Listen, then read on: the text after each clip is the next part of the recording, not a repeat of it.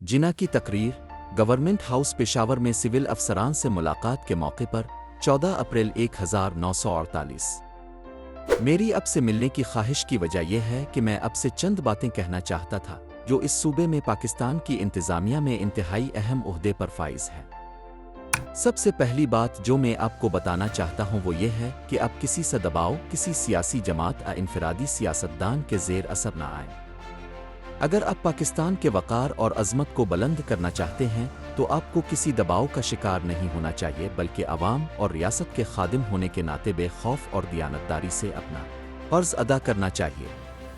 Civil service रियासत की रीढ़ की हड्डी है। हुकूमतें बुनती हैं, हुकूमतें हार जाती हैं, वज़ीर आज़म आते जाते हैं, वज़ीर आते जाते हैं, लेकिन आप डटे रहते हैं और इसलिए आपके कंधों पर बहुत बड़ी जिम्मेदारी आयद होती है। एक सियासी जमात आ दूसरी सियासी जमात, एक सियासी रहनुमा आ दूसरे सियासी रहनुमा की हिमायत में आपका कोई हाथ नहीं होना चाहिए, ये आपका काम नहीं है। आइन के मुताबिक जो भी हुकूमत बुनती है और जो भी आम आइनी तरीके से वज़ीर आज़म आ वज़ीर इक़्तिदार में आता है, आपका फ़र्ज़ न सिर्फ इस हुकूमत की वफ़ादारी और दियानतदारी से खिदमत करना है, बल्कि इसके साथ साथ बेखौफी से अपने आप को बरकरार रखना है। आला साख आपका वक़ार, आपकी इज़्ज़त और आपकी सर्विस की सालमियत। अगर आप इस अज़्म के साथ आगाज़ करेंगे तो अब पाकिस्तान की तामीर दूसरी हमारे तसव्वुर और हमारे ख्वाब की एक शानदार रियासत और दुनिया की अजीम तरीन कौमों में से एक बनने में बहुत बड़ा हिस्सा डालेंगे। आपकी तरफ से आप पर यह तासुर देते हुए मैं अपने लीडरों और सियासतदानों को भी इसी तरह मुतासिर करने का फ़ायदा उठाना चाहता हूँ कि अगर वो कभी आपके साथ मुदाखलत करने की कोशिश करें और आप पर सियासी दबाव डालें जिससे इसके सिवाय कुछ नहीं होता। बदउनवानी, रिश्वत सतानी और अक़रबा परवरी जो एक खौफनाक बीमारी है और जिससे न सिर्फ आपका सूबा बल्कि दूसरे भी मुतासिर हैं। अगर वो इस तरह आपके साथ मुदाखलत करने की कोशिश करते हैं तो मैं कहता हूँ वो पाकिस्तान की बेइज्जती के सिवा कुछ नहीं कर रहे हैं। मैं उम्मीद करता हूँ कि आप में से हर एक अपने अपने दायरा कार और जिम्मेदारी को समझेगा और दूसरों के साथ हम आहंगी और मुकम्मल ताउन के साथ काम करेगा। इस बात को ज़हन में रखते हुए कि हर एक को अपनी जिम्मेदारी इस दायरे में अदा करनी है जिससे वो ताल्लुक़ रखता है। अगर आप अपनी तरफ से इस अज़्म और जोश के साथ आगाज़ करते हैं और मुझे उम्मीद है कि दूसरी तरफ को भी एहसास होगा कि वो किस खौफनाक बुराई को जन्म दे रहे हैं और इस महकमे को इस अफसर को मुतासिर करने की कोशिश करने और इस पर असर अंदाज होने की वजह से किस तरह वो इस महकमे की कारकर्दगी को पस्त कर देती है। और अगर आप अपने अज़्म पर कायम रहेंगे तो अपनी कौम की बहुत बड़ी खिदमत की होगी। सिविल सर्विस के लोगों पर दबाव डालना और असर और रसूख रखना, मैं जानता हूं कि सियासतदानों और सियासी जमातों में असर और रसूख रखने वालों का एक बहुत ही आम कसूर है, लेकिन मुझे उम्मीद है कि आप आज से मेरी आजिज़ाना नसीहत के मुताबिक अमल करने का अज़्म करेंगे जो मैं आपको दे रहा हूँ। हो सकता है कि आप में से कुछ वज़रा की ख्वाहिशात को पूरा न करने का शिकार हो जाएं। मुझे उम्मीद है कि ऐसा नहीं होगा, लेकिन आपको परेशानी का सामना करना पड़ सकता है, इसलिए नहीं कि आप कुछ गलत कर रहे हैं बल्कि इसलिए कि आप सही कर रहे हैं। कुर्बानियाँ देनी पड़ती हैं और मैं आपसे अपील करता हूँ कि अगर ज़रूरत हो तो आगे आएं और कुर्बानी दें और ब्लैक लिस्ट में डाले जाने बसूरत दीगर परेशान होने की पोजीशन का सामना करें। अगर आप मुझे अपनी कुर्बानियों का मौका देंगे तो कम अज़ कम अपने से कुछ यकीन करें, हम इसका बहुत जल्द इलाज तलाश कर लेंगे।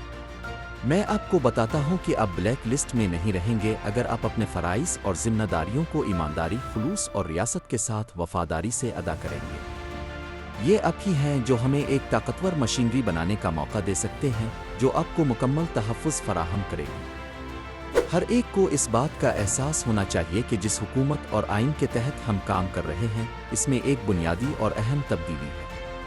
आप कोशिश करें कि ऐसा माहौल बनाएं और इस जज्बे से काम करें कि सबको इंसाफ मिले और हर एक के साथ इंसाफ हो, और न सिर्फ इंसाफ किया जाए बल्कि लोगों को महसूस हो कि उनके साथ इंसाफ हुआ है।